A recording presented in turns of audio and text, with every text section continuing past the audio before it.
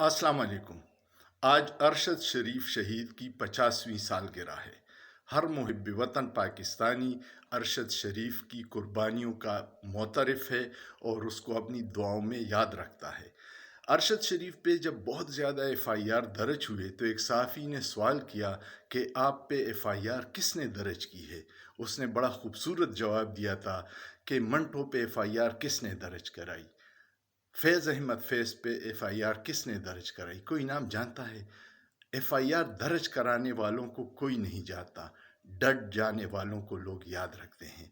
ارشد شریف کے قاتل اور ایف آئی آر درج کرنے والے ہمیشہ گمنامی میں غرق ہوں گے، اور ارشد شریف آسمان کے چمکتے تارے کی طرح ہمیشہ جگمگاتا رہے گا، اور یہی اس کے قاتلوں کا انتقام ہے کہ ارشد شریف کا پیغام ساری دنیا میں گونجے گا۔ سوچئے، سوچنا جرم نہیں ہے۔